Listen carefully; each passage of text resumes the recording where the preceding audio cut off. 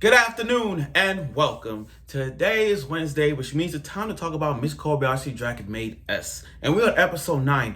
We're almost done with this episode. We're almost done with the series, and we are going to miss season 2 in a long way.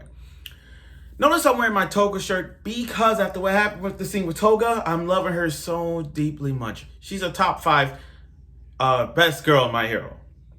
But other than that, Elma has been underrated for a couple of seasons. I mean, since last season and this now, she's somewhat underrated. I mean, we could make an argument that if we ask ourselves who's the most underrated dragon in the Kobayashi series, it's Elma. Me is Elma. Because throughout the series, we don't really focus it on Elma like that. Most episodes we focus it on, it's mostly on Toto and Kanna. And on a mid-tier level, it's Lokua and Ilulu. And even though Ilulu just started season 2, she already has shown, we have given a lot of background story from her and her powers, by the way. But again, we're looking at Fafnir and Elma, and both those two are literally on the underrated level as to okay, not much. And the thing is, last week, and it's been confirmed that we're going to get an Elma episode. And this was the episode.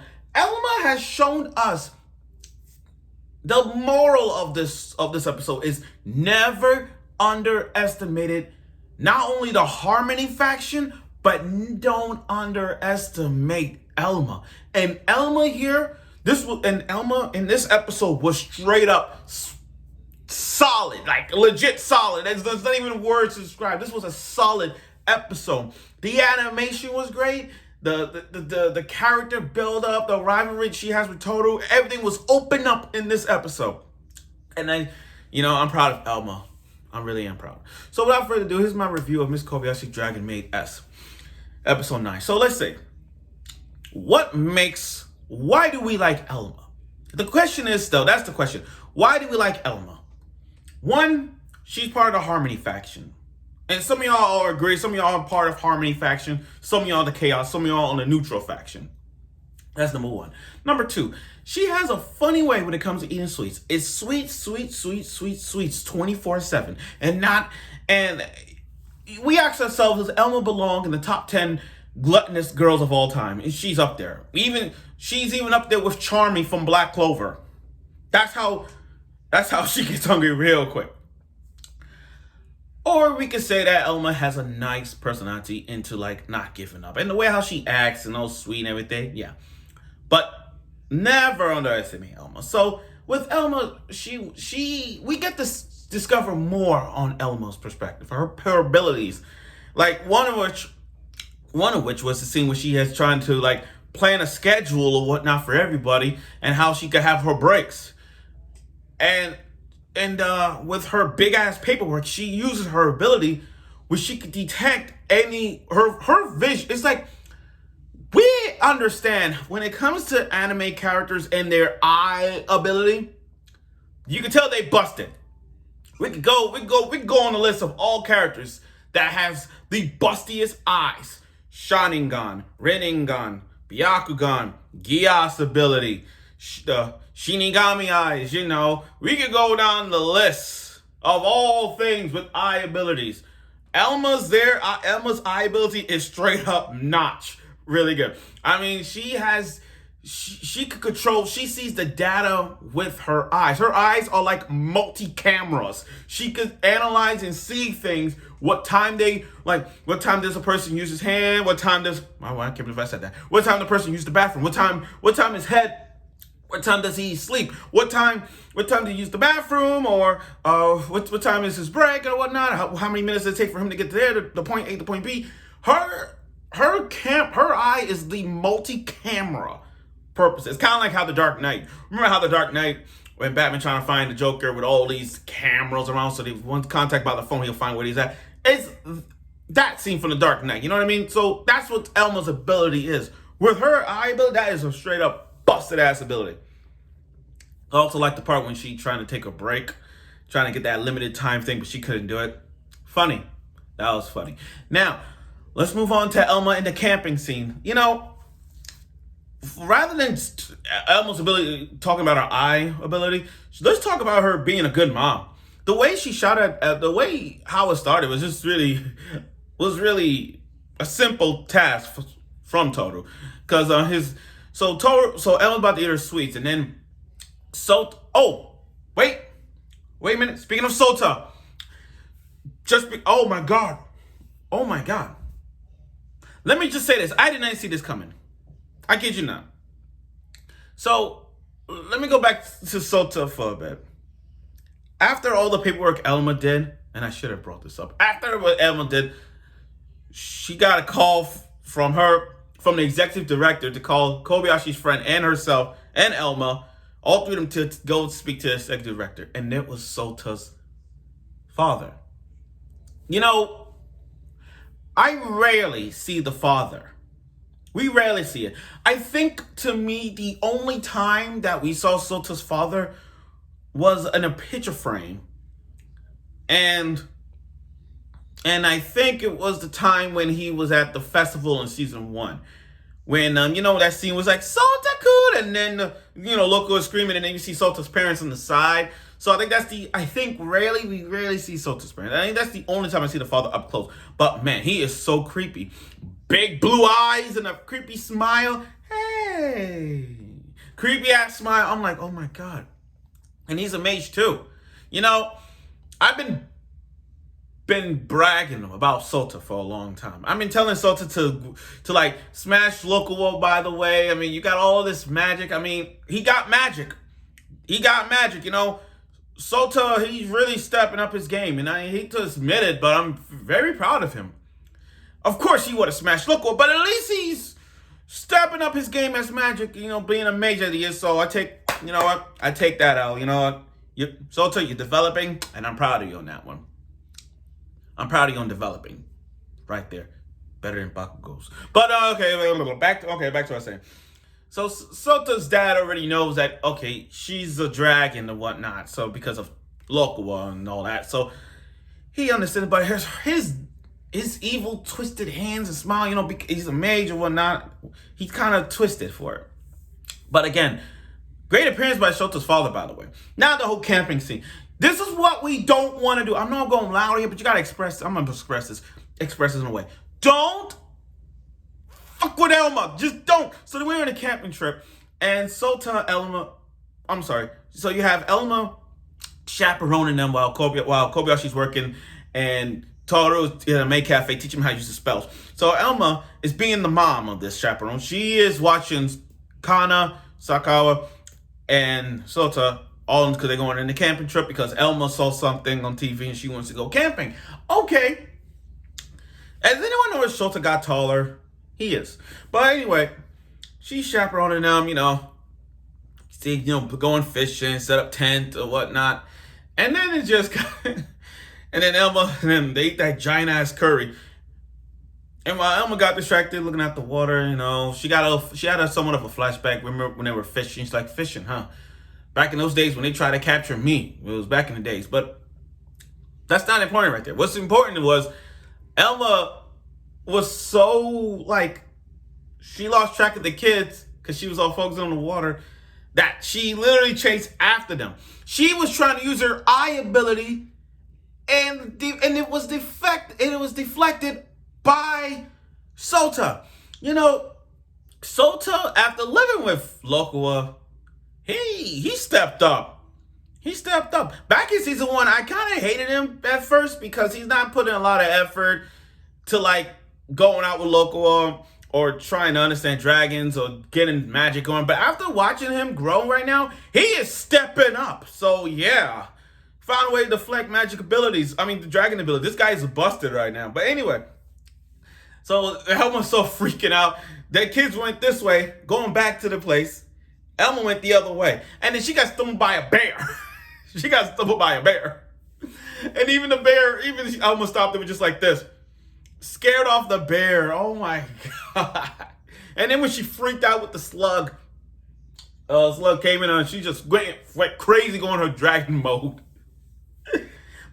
And after that, Elma scolded him like, you shouldn't run off like that. And the way how she did it is just she was playing the role as a good mom.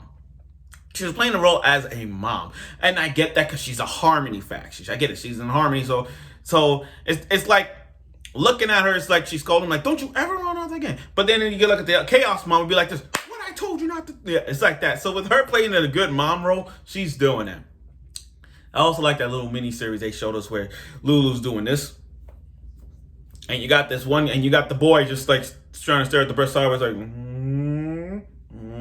Even then, Lulu knows what he was looking. Now,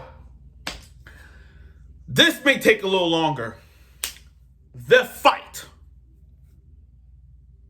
I'm lost for words. I was.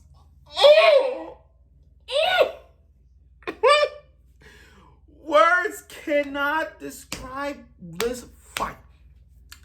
You want to talk about a rivalry that it's so talked about that you want to watch this over and over again. And we had our fair shares of rivalries. I don't even want to go down a list of all rivalries, but this one, Elma and Toto's fight, would go down. You know, if there was a nominee for best fight scene, please put this up here. So Elma called out Toto, you know, and that's not really happening. That don't really happen. You know, Chaos and Harmony clashing. Like, that rivalry been going on for centuries. Elma calling Toto, you know, to spar with her because she felt like she was rusted. But hell no, that wasn't rusted. Talk about animation. You gotta love them. You gotta love the animation that they did. You know, it was well spot on. The way Kyoto Animation does it, the fight scenes were epic. I mean, literally, the animation, how they punching and kicking through these, like blasting off things, and the whole lifted up. There's so many words to describe. The ground shook. They went through the center of the earth or something, went through the magma, and then they just punched them into the sea. It was chaotic. Oh my God. We haven't had a good fight scene like this since the fight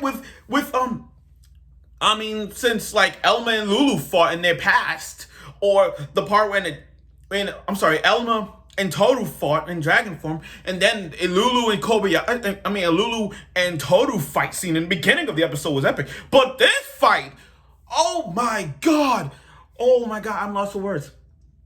It was so freaking beautiful.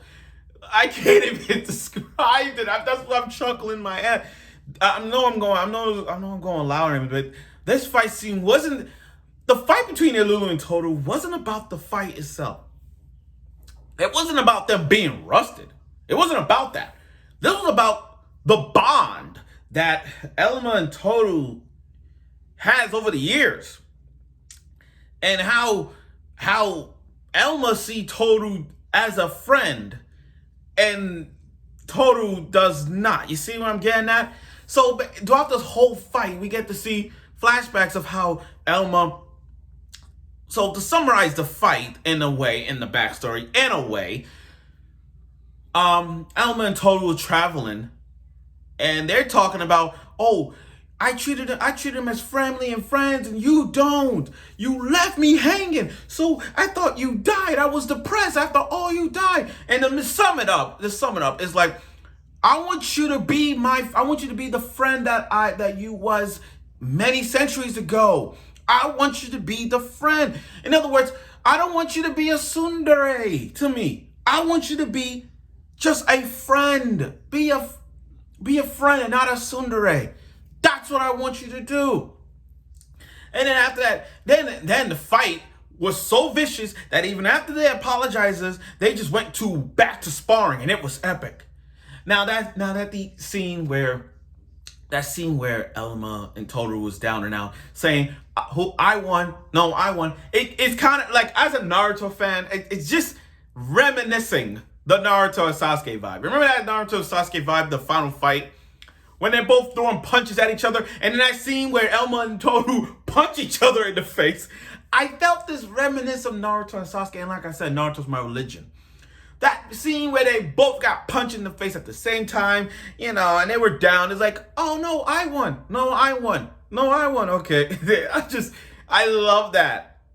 But again, that fight was, I swear to God, if that was a best fight scene of the year, that gotta be up there. I don't give a damn. Please let it be up there. Please. And then after that, red versus blue go at it in a tickling contest. Let's see who will get tickling someone's feet and see who could laugh and see who cave, and it ended the draw. So again, here's the thing. When it comes to rivalries, we tend to talk about it for years. For years.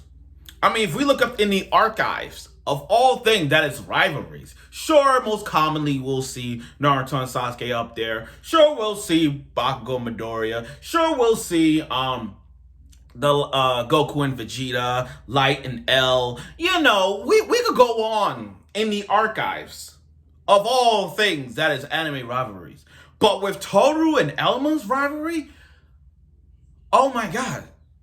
That's got to be in the archives as one of the greatest rivalries out there. I know people think it's underrated, but to me, that's got to be in the top. Not too early to call it in the top 20, but more like in the 50s, 50, 49, 48, 47. Like those kind of things.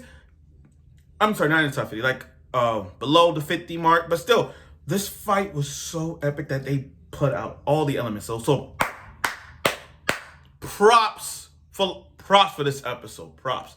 Now, next week is episode 10. And looking at Kanna's episode, it looks like she's in New York. So I'm thinking to myself, there's going to be some English dialogue. And when it comes to anime characters talking in English, people get so hyped over it. And I'm looking forward to that. Like I said, I know this video is long, but damn, it was so epic. I had to I'm sorry, that was so epic. So, overall, episode 9 was a great episode. Elma has finally got the spotlight. For someone who's most underrated, she finally got the spotlight, and she did. I mean, we not only know about Elma, we know more about Elma than ever now, because we know where her powers are and everything. And the fight with her with Toto, everything was spot on. So, props for Elma. And props for an episode like this. I really loved it. I really loved Elma's episode. And who knows? I'm looking forward for every dragon to get their own episodes too. And let's see where this goes. Some people do, but I'm really looking forward. So thank you for watching my review of Kobayashi Dragon Maid. That's episode 9 review. I know it's video long, but it was a great episode. I can express it. So I look forward for next week's episode of it, and I'm sure you will.